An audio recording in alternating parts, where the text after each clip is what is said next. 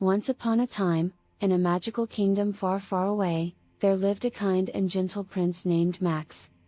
Max lived in a beautiful castle surrounded by a vast forest, and he was loved by all the people in the kingdom.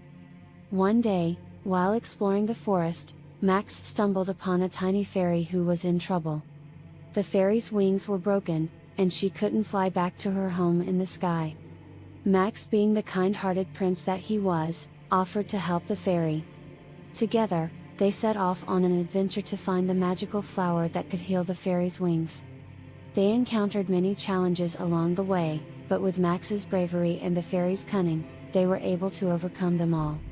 Finally, they found the magical flower and brought it back to the fairy.